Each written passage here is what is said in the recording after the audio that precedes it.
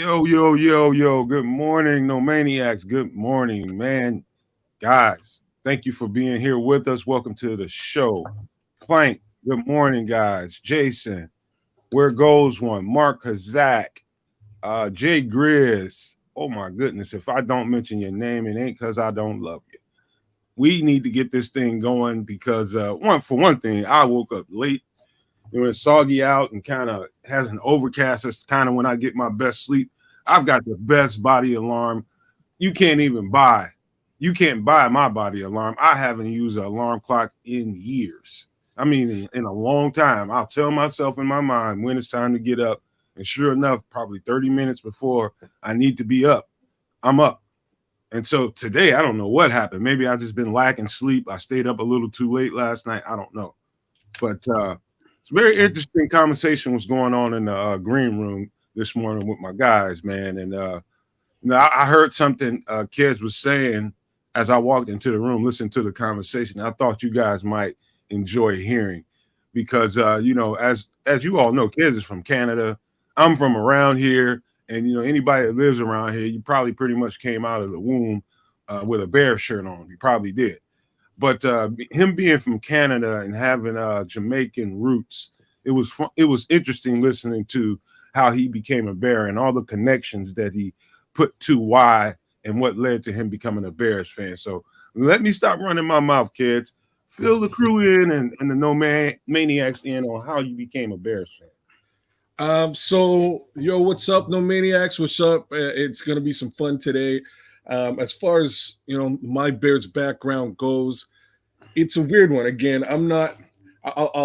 I'll brace it with a little story I didn't give these guys about the last job I had. I went into this job interview. This is like the third job interview, and I'm sitting in front of this gentleman, and he starts talking, and I'm listening to his voice, and his voice clearly has that distinct Chicago accent like you'd hear on the radio. And I look at him and I'm like, "You're from Chicago, sir? You're from the Illinois area?" And he goes, "Yeah, I am." I was like, "You're a Bears fan?" He's like, "Absolutely, I am." I was like, "Oh, sweet, so am I." And he stopped, and the face he gave me was, "Why? Why are you a Bears fan? You live in Canada. What would possibly make you a Bears fan? You've got to be. I don't believe you." And I was like, "No." And then we started getting right, chopping it up. And he's like, "Okay, this guy's a Bears fan. And by the way, you got the job." And this dude hired me immediately. One time hired me on the spot. Big job, paid some good money too. But the story goes a little like this. At 8 years old, you sort of start to get coherent and see things and notice stuff in the world. And my family, again, being from Jamaica, I was saying to these guys, football's probably like the third sport that we follow. It starts with soccer, cricket's probably second, and then track and field might really be third, and then you get into football and other things. But for me, it had everything to do with just sort of gaining coherence at 8 years old in 1985. I started following that team. That team came out, and I'm a huge hip hop head. That team dropped a track, and this is when hip hop was really just burgeoning and starting. They dropped that Super Bowl shuffle and said, "Everybody look out, we're coming, we're going to take this thing." And not only did they drop the track, record it, it happened. They won that Super Bowl, and I followed them all the way through. To make things even deeper, all the movies I would watch at that time over the course of the next few years, all Bears loving films, Chevy Chase, Bill Murray, you name any of those movies, and there's generally some little inkling towards the Bears. Miami Vice, I used to have I was telling Brian, I used to have the Sweetness and Jim McMahon beside the Ferrari picture. Funny story, and I know Chris ain't with us right now.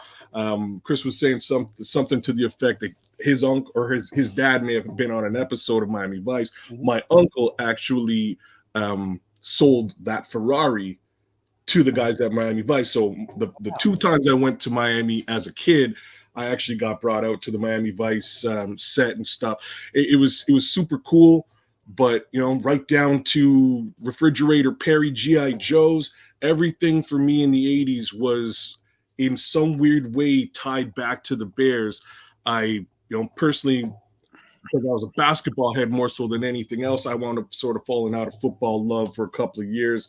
Hey kids, what Yeah, man. about you mentioned Miami Vice? I thought that was the most interesting part of it because I don't have any knowing anything about the Miami Vice connection to the Chicago Bears. And I see people in here from Dayton, Ohio, Austin, Texas.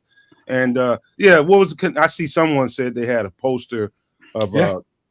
Sweetness with the Miami Vice Lamborghini or something. It's Ferrari? not just Sweetness, it's Sweetness and Jim McMahon together. So like Oh, Sonny Crockett and Tubbs, the same type of thing. And there's right. actually there's the movie poster. It's a take on the movie poster. So the movie poster is the Ferrari, and them two, posted up beside the Ferrari. So Jim and Sweetness did the exact same thing, all dressed up in pastels and all that. It's an awesome poster. But all of those things sort of brought me towards getting my kid into football, and I'm one of those parents who did the honorable thing, and I was like, look, I love the Bears, brother, but it's a tough life, man. So I'll let you decide what you want to pick. You pick what you want. I started coaching, tag football at the time. Help those kids, get to their version of the Super Bowl, and then pulled out because I really felt that my son needed some more professional support. And at this point, he is pushing towards a scholarship here in Canada. He's actually been offered. He's been offered 5 different scholarships from the top 5 schools. We're waiting for one school out in BC. Hopefully that works out for him. He plays defensive end. My dream at the end of the day is to see my son lined up on that defensive end, defensive end position in Chicago. That's my dream. If it doesn't happen, fine. But in the NFL, that'd be an awesome thing. Hopefully, again, you get some looks from some American teams down the road. But that's kind of my Bears fandom in a nutshell. It all has everything to do with being a child of the 80s and how important that Chicago Bears legacy was and still is to this day. That is a very interesting story, man. And shout out to your son, man. Keep it going. Keep it going, Junior, man. You get what you want. Hard work pays off, and I don't mean that to be cliche. It really does. He's a worker, man. That much I'll give him. He also has the measurables, right? He's 6'4", 2. Right now, he's pushing 240. He can be a bit stronger and a bit faster, but length. How old is he? He's 21. Length. I have 36-inch arms. My son's arm length span is around 37-ish. Like he has all the measurables to do it. It's really just a question of getting, getting views, being seen by the right team. So why he's 21 and still sort of just going into university is he took an extra year to get additional tape. He's playing for a semi-pro team here in Canada and working his way up. So I good things for him. Fingers crossed. But he's a bit of a monster, I have to say. Kids, I'll give you a little tip, man. And I that's one of the things that I did for a good while. I haven't in a couple years because I've been focused on, doing some of this stuff and getting this stuff established. But one thing that I did on a regular basis, and I'll tell you this for sure, trainer, his pick for a trainer, whatever he needs to do to find the right trainer to get him in proximity. So a lot of people, knew that I had connections to people in the league, and a phone call away from hey, I got a coach that, was coaching for the Falcons. I got a guy, he's in shape. He's gotten himself together technically. It's proximity with the trainer that you choose that will get you basically tryouts. And so that choice of trainer, if he can get the right kind of money and hire the right trainer or just get the right connections, it doesn't necessarily have to cost money. Just get the right connections to the right guy, and he can get a tryout, man. And so that's just the advice I would give you: selecting the right trainer and being in proximity to people that can get you in a workout, man. I pray for him, man, because he sounds like he has the measurables all day, all night, and so he does. And it's interesting to watch Montez Sweat play. They play the position very similarly. Like I say, I just need a little bit more. I'm so tough on this kid, man.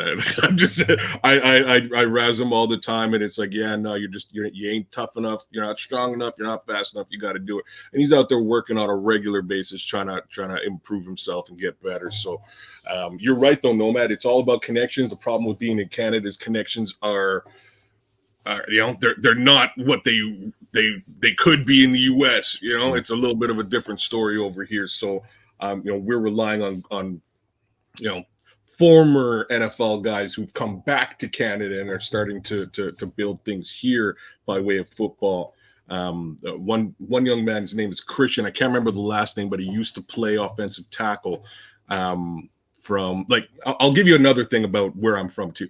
So Christian used to play offensive tackle from at the Raiders in Vegas. So he's here doing offensive line support and helping guys grow in that capacity in Canada. Other guys who came from the same programs that my son played in are Jesse Lucchetta. Jesse Lucchetta, I believe, plays in. I'm not sure if he's in Arizona.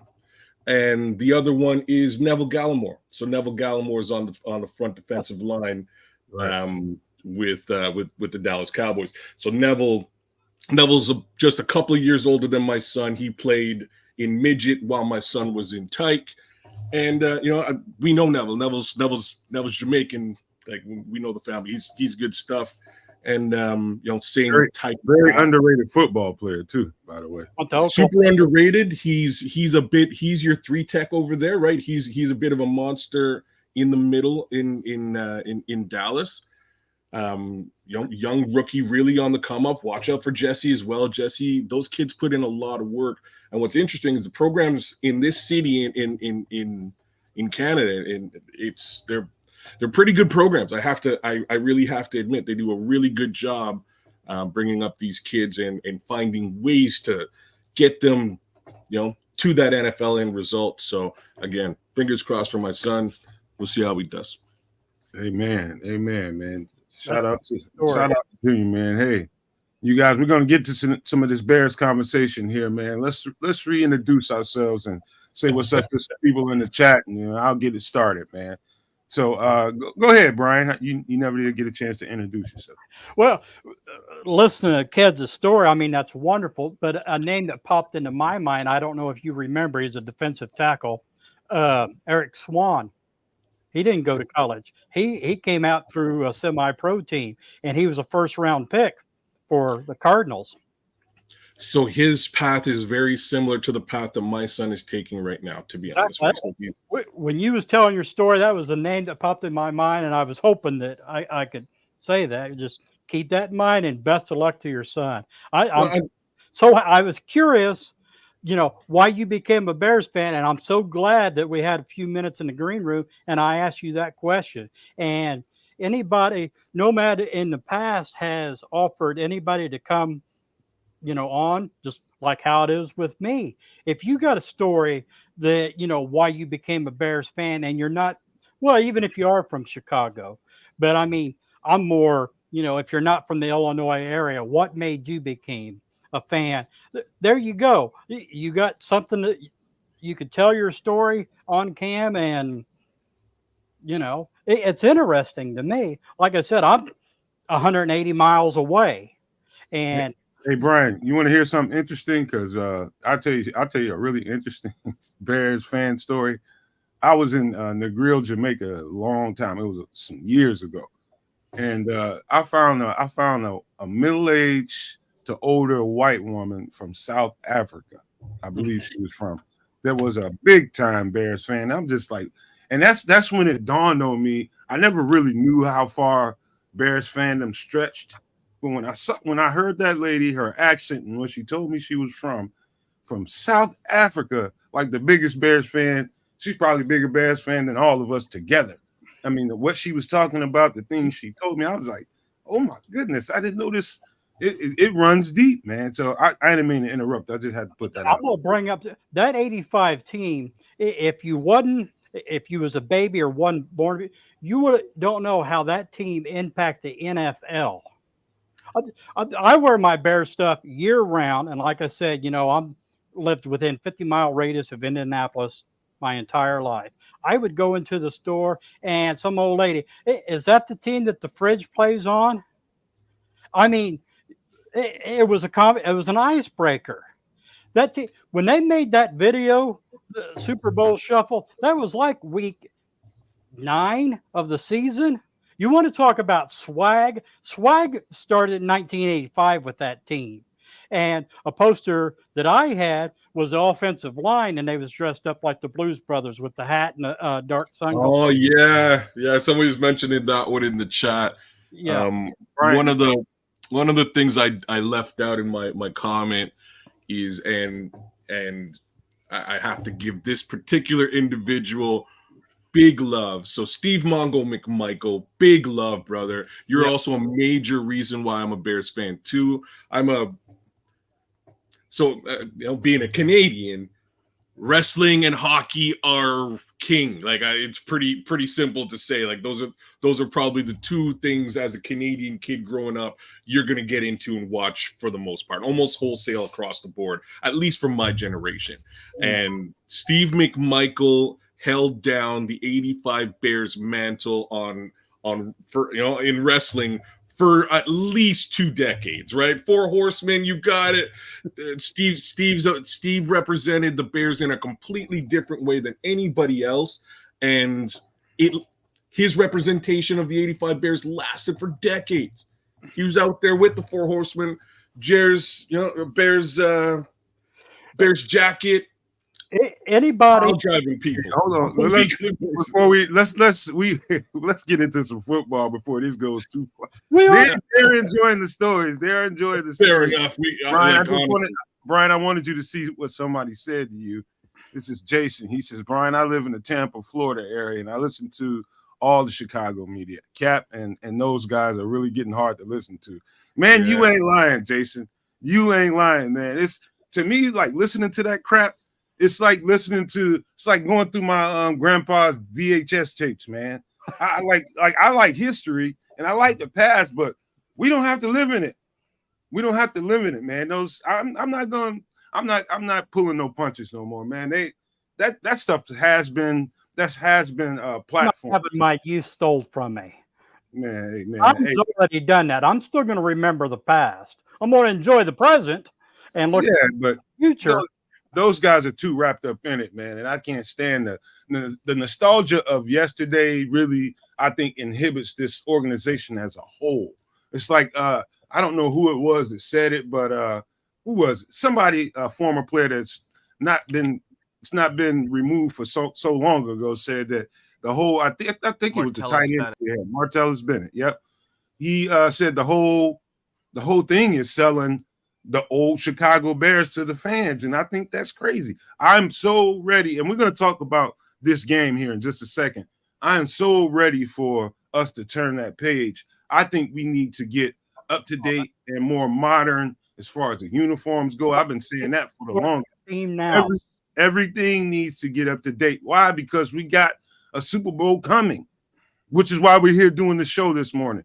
Not saying it's going to happen this year, but I promise you, this team is on track and is trending towards direction. We're starting to see the markings of a winning organization, a team that can win and sustain a winning culture for a good long time with the youth on this team. And so, I mean, Cap and Jay Hood and all these older cats that remember all that stuff, God bless them. But Lord, give me some football people to listen to. Some real deal football people and these reporters with these sources, and they're telling me this is what the Bears. I don't want to hear that crap no more. I don't. It just irritates me now. I want to touch both of those things. So, the 85 and the update case scenario, I agree and I disagree. The history is extremely important, and part of why I say it's important is because you learn from your mistakes. And what I can say is, the Bears have done a heck of a time not learning from their mistakes. It's about time we start to actually do that. And one of those mistakes, Nomad, is some of the things you touched upon, and that is not embracing the team that you have and building around it. And I don't just mean that by Justin Fields and player personnel. I mean that with uniforms and You know, they have to start to embrace what this new team is, right? This is something different. And somebody mentioned in the chat, Ryan, I missed your last name. Basically, Ryan was saying today is the day that Bears fans unite. And I caught that in the chat, and I wanted to I wanted to speak to that. I think you're right, man. I think today is the day that Bears fans unite. And this now goes back to the Cap and J Hood stuff. I actually listened to their radio show all night last night because I had nothing else to do. I was listening, and it was a very interesting take. I really like Cap under normal pretenses. A lot of the stuff that he says, I agree with. Not yesterday and not this week, though. This week was a driven narrative, and that narrative has been driven on many other stations, many other channels. And that's okay. You know, drive the narrative, push it however you see fit. But, you know, fans and folks out there see it for what it is. It is a driven narrative. It is a specific thing that they want to push, and they're pushing it super hard. Great. Well, we're going to push back even harder on this network, kids. We're going to push back well, even harder. Let's not. And here's the only reason I'm going to say we're not going to. Because I think today's game is the pushback. I think what happens today is the Bears prove that they are a football team that actually gelled together. They've gone through adversity, not just through the beginning of this year, but all of last year as well. Up to this point, beating a semi-decent team might be a questionable feat. We did it last week. We did it the week before. We can do it again today. This team has absolutely nothing on us. Again, like I said this about the Lions. The Lions and us line up real nice. We line up pretty darn good against these guys. And let me say again, I think we have the better squad. They've got a lot of injury. I say Bears win today in a low-scoring game. That's my thoughts. You want to go? I compare. Let me line this up for you, Brian. Hold on, because we got to get into inactives and all that kind of stuff. And I'll feed it right back to you. Gotcha. Here are the inactives for Cleveland. And if I butcher someone's name, man, the Lord's gonna forgive me. I don't know if you guys will, but safety Juan Thornhill is out. Big deal. Anthony Walker Jr. probably, I think he leads the league in tackles. Him or one of the linebackers from Indianapolis, one of them. Khalif Halassi, I love that name. He's a cornerback. I think he's a backup slot. Maybe, I'm not sure. A linebacker, Jordan Kunasik. That's one of the names I was worried about. Big time. It's probably the second leading sack guy on the team is Agbo Orankwo. He's out. The starting center, Ethan Posick, is out. And backup DN Sam Kamara is out for the Browns. Those are some big inactives for them today. For us, we Dathan Peterman's out. Equanimous St. Brown's out. One of our second or third free safety, Johnson, we got from the Rams practice squad. I can't think of his first name right now. Noah Sewell is out. I don't know what's going on for him with him. But, yeah, good morning, guys. I don't know what's going on with Noah Sewell, but that injury he had must be kind of lingering. And Tyree Carter is out again. Let me feed it back to Brian because he had a mouthful to say right then and there. Yeah, I was going to say something this team could do today that would be 85 is run the hell out of the ball. From what I've seen, it's terrible weather, raining. I think anything north of the Mason-Dixon line throughout the country is crap weather. So run the hell out of the ball. Is it raining? I didn't know that. Yeah. So what you're saying is real interesting. So again, I watched a couple of Brown shows this week, and I got into an argument with my nephew. It was fun because again, I think the Bears are going to take this game, and the Browns analysts are basically saying the Browns are going to win this game. They're going to play defense and they're going to run the ball. Coincidentally, Bears football guys, right? So my point is, don't get beat by your own game today, Bears. You know, Eberflus, know what they're hitting you with. It's going to be a whole lot of Myles Garrett. Myles Garrett's a little bit hurt right now, just to put that out there too. He's working off of an injury. Hasn't had the sack numbers that he traditionally has had because he's working off that injury.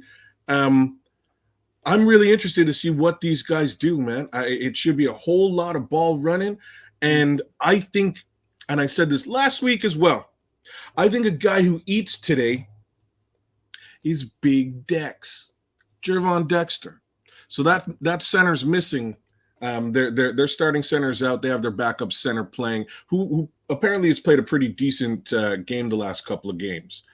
End of the day, I think Jervon Dexter gets his second sack today. That's a bold prediction for me today. That was my bold prediction last week, and it happened. I'm sticking to it. I think that happens in this game. I don't think that center. I think that center is going to have a rude awakening with what's coming. Right up the middle. Okay, guys, let me because I of course I watched Cleveland all week, offense and defense, but mostly I paid attention to the defense. But last night I really went in, and I overslept this morning because I went to sleep watching the defense. And now the truth comes out. Yeah, that's exactly what happened. I was watching that all night, man, and there's some interesting variables going on here because normally, and I'm speaking from the mind of what a defensive coordinator. I know them well, and I know how they think. When and I mentioned this Friday night, when you have significant injuries on your defense, key guys that you're missing, normally what a defensive coordinator tends to do is an average defensive coordinator. He starts playing a little bit back, starts playing a little bit off, and soft zone coverages to kind of cover up the holes in the defense. Not Jim Schwartz. Jim Schwartz I expect Justin Fields to see a lot of blitz today. A lot of blitz today. But how does that play into the weather and all that being bad today? It slows the defensive line down. It's going to slow our defensive line down. It's going to slow their pass rush just a little bit. And I don't know if you want to gamble as much as you might have normally gambled with holes in your defense and attack a quarterback that's been a little bit spotty against the blitz. I think he's still going to see a fair amount of blitzes, and I think it's about whether or not he can identify them and be able to locate. He should be able to find some one-on-ones, whether it's if they shade DJ over the top or if they leave Mooney and Cole Kmet open a lot on one-on-ones. I think he's got to be able to identify that early, but I do think the weather, if it's as bad as J2K saying, it's windy and raining, yeah, you should probably see a whole bunch of ball toters today, man. A bunch of put it in your belly, get big up front, and run this ball and control the clock and play some defense. And my big thing, I just hope Getsy don't outsmart himself and get too cute. I wouldn't mind a few bombs just to make the defense honest and think, to open up the running game more. But just, don't outthink yourself. It could be a simple game plan, run when you can and then give the defense or whatever the defense gives you. Sorry, Ryan Crawford. That's who made the Bears fans unite comment earlier on. For Ryan Crawford, cue up the 23 screen. Oh man, why would you say that, Ryan? Don't say that, man. What are you jinxing us for? Get that off the screen, man. Hey, you know what? It didn't work the last couple of times. They know it's coming. Don't mean it ain't gonna work today. I wish I could say different. The only reason I'm doubling down with it is because, Myles Garrett coming. That's if one thing is for certain today, Myles Garrett is coming. He's coming, and I hope to see some help for Braxton Jones. I hope to see some help for Darnell Wright when he decides to switch. I hope this is not like let me just say this. Sorry, bro. I got one thing to say. Like, if Luke Getsy looks like Matt Nagy today, he's fired. Yeah. All right. So I think that's the job of Luke Getsy today, is not to look anything like Matt Nagy did the last time these two teams saw each other. And I don't think that's a hard thing to accomplish. Well, today, the most important thing that could happen for Luke Getsy is having the blocking scheme correct versus this kind of defense, which is very aggressive, very, very stout defense. But But the other defensive end, the other side of Myles Garrett, that guy not being there simplifies the game just a little bit for us and makes it easy to kind of slide protection towards Myles Garrett and kind of get him blocked up and having a plan to, try to neutralize that guy. You'll never, ever stop that guy, but you can try to neutralize him and give that quarterback just a little bit longer to do whatever he needs to do. But it makes it easy by not having the other starting defensive end there. Now, they've got other guys now, don't get me wrong, but that guy's a key cog to what they do. So it's going to be a problem. If you don't want to slide protection too many times, because they do have, I forget his name, that they got from Minnesota last year, the other defensive end they got in free agency. I forget his name all the time. Zadarius Smith, yeah. Zadarius Smith is there, so Zadarius Smith is nothing to sneeze at.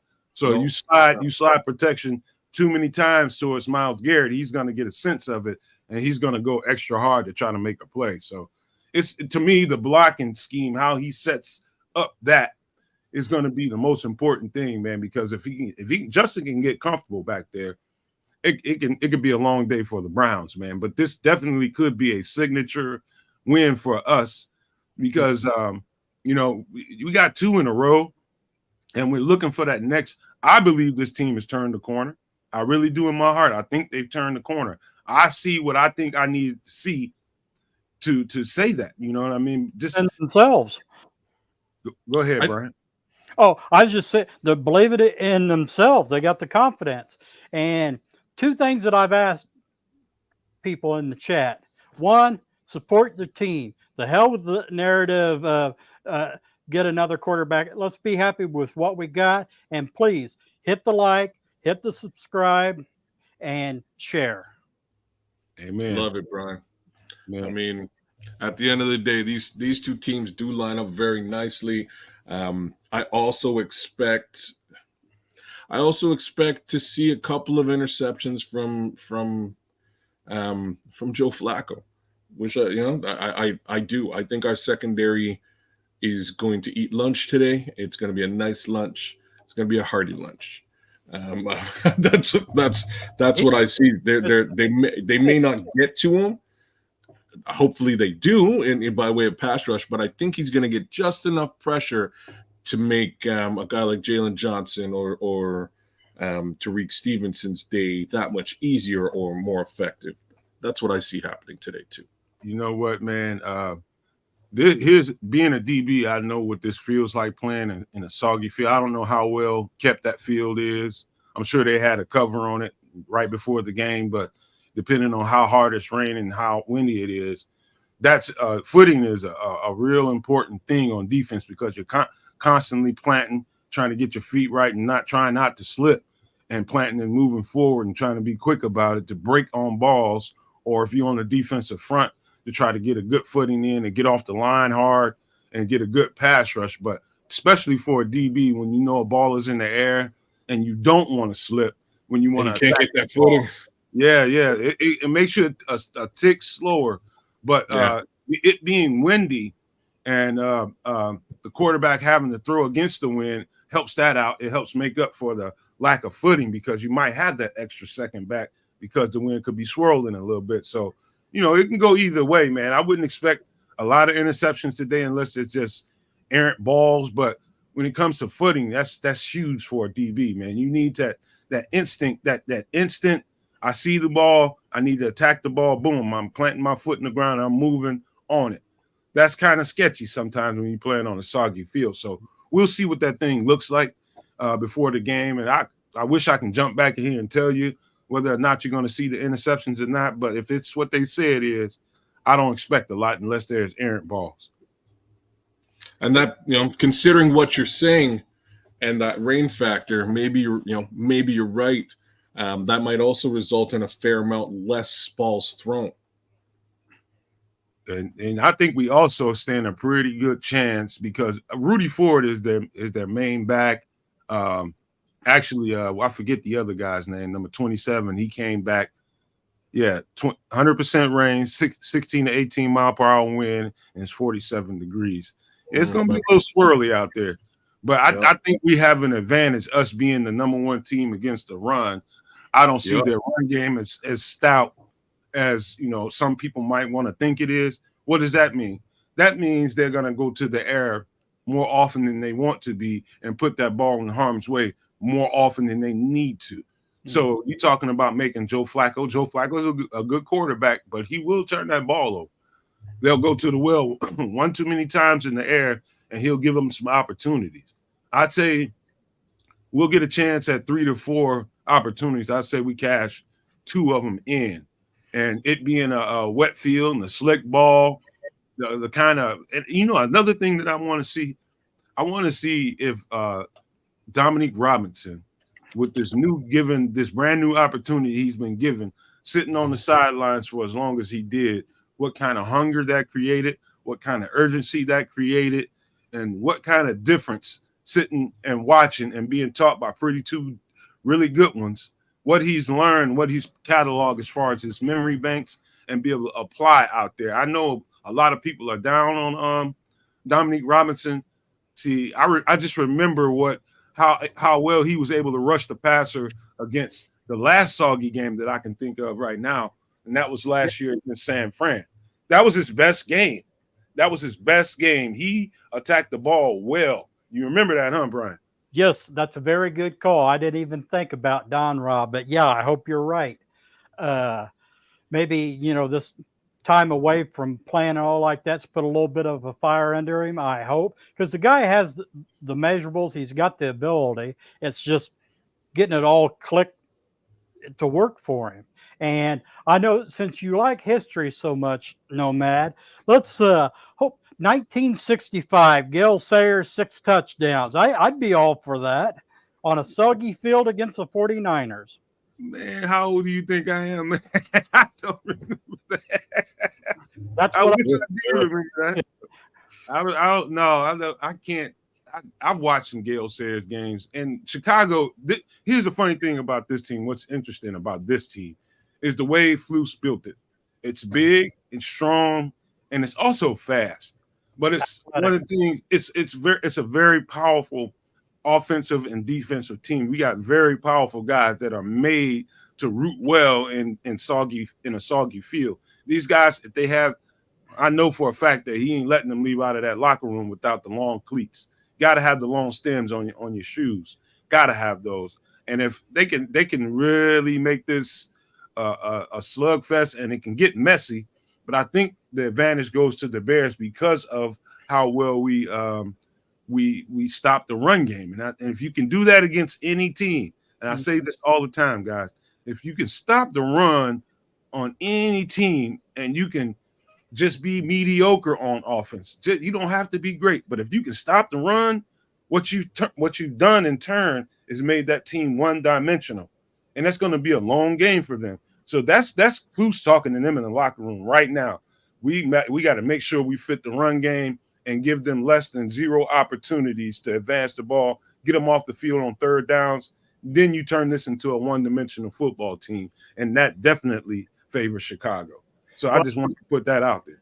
I wanted to bring up that 1965 game because Cornelius, I God love him, listened to it on the radio. I was born, but I wasn't watching football. But man, that was an awesome display. Even George Halas said that was the greatest individual feat that he ever seen anybody do on a football field. And if we got half of that, I'd be more than happy. Hey, one thing I will give props where props are due. That Cleveland Browns, that group of linebackers is vaunted, man. They got some, but they're missing their key linebacker in Anthony Walker Jr. But I do like Taki, and I do like I forget his name, number 6, all the time. But he's having a stellar year right now, and he keeps popping up on tape. Everything that I watch, he was popping out. But them being weak in the middle by missing their key linebacker, they've got other guys, but I think the soft spot is right up the middle. A heavy runner and a stout runner like Deontay Foreman, and even at times Roshan Johnson and Khalil Herbert. It really favors our 3-headed monster. Justin taking the ball out of the stomach and taking advantage of an RPO every now and again. But I hope they don't call it. I hope Justin just sees it and instinctively knows when to do it. But I got a good feeling about this game. I don't know. I just think it favors the way Chicago is built. We that team over there is so built on speed. I mean, we're built on speed and power. Mm-hmm. You know what I mean? So that being a soggy field, to slow them down just a little bit is definitely going to favor Chicago. So we're gonna let's go around the horn one more time before we get out of here. I had a lot more to talk about, but I was enjoying you guys' stories, man. Honestly, these pregame shows are starting to get fun. We're getting Browns fans in here talking trash now. Turbo Duran, thanks for coming out. Like, share, subscribe. I know you're a Browns fan, so subscription optional, but definitely like. In any event, it's cool to see other fans from other organizations coming in and listening to the conversation. And fact of the matter is, these two teams line up very, very evenly. And in my opinion, I think we stack up a little bit better because of some of the stuff we touched on today. Our run game defense is high caliber, leading the league. And I have to say that their run game is not that stellar. They have a decent team, decent offensive line. Offensive line, unfortunately, is also kind of decimated. So I don't think their ability to run the ball today is going to be high caliber. It's raining. You need to run the ball today. That's kind of where I am. I would like to see a heavy dose of Donta Foreman on our side of the fence. I'd like to see a heavy dose of Justin Fields holding the rock. Heck, even Velus Jones on some jet sweeps. Get our guy DJ Moore doing the same thing like he did last week. This could be a run game insanity situation. But hopefully it is just to open up the play action game, right? So I have a lot of faith in our secondary. I think the secondary pulls out today. I really hope to see a bit of a breakout from Montez Sweat today as well, given that, again, we're looking at backup tackles. Let's see if he can keep up with whatever that Bulldog is doing on the other side of the field, as they call him in Cleveland. If Montez Sweat can kind of keep up with what the type of pressure that Myles Garrett is applying on the other side, I think we're going to have a really interesting football game. Defense all day, run the ball all day. One more time, 3 times in a row, and usually I'm going the other direction. Bears win today, guys. Bear down. I like the way you think, Cats, and you both brought up good points about the injuries that Cleveland has now. Right. This is, no pun intended, a perfect storm. Chicago, they're healthy. They got their confidence. You got crap weather. We have the team that's built for this, and Cleveland with their injuries. Guys, it's a great time to be a Bears fan. Support the team. Support the Nomad Network. Enjoy the game. Thank you for stopping by. Hope to see all of you later, and let's have a victory party. Ditto to everything both of these gentlemen just said. Here's my thoughts to what I think is gonna. Here's my keys to the game. I think it's gonna be a game that really favors our 3-headed monster, number one, and it also favors Robert Tyan and Cole Kmet. So those 5 guys are the guys that, and also I got a feeling Mooney is going to get some love today. For some reason, I think he's been under the bus by our Bears fandom lately, man. And I think he's going to get out from under there and have a game on us today. I think that everything favors us. And I do think, and if it's all about trends and me and my instincts, I think right now, I think Cleveland is a very, very good team, but I think they're running into a buzzsaw today. Mm-hmm. A team that's just now finding themselves and just now turned the corner and is healthy for the most part. I think we're a buzzsaw right now. So I think I think it's gonna be a happy post game. And I think some of the stuff that we just said here on this show today is gonna bear fruit in the post game. And we'll be talking about this stuff. But I think the 3-headed monster and the 2 tight ends, it's going to be a heavy game for them, and I think we're going to run. I think we're going to tear these guys off, to be honest with you. But we got to get out of here and get you guys to the game. It's about to kick off here in just a minute. Hey, before we get out of here, I love you guys so much, and thank you for being here with us. It was always fun. But I got to leave you with these words here before we go. Love, peace, and hair grease, y'all. See you post game. Bear down. Keep Bear down.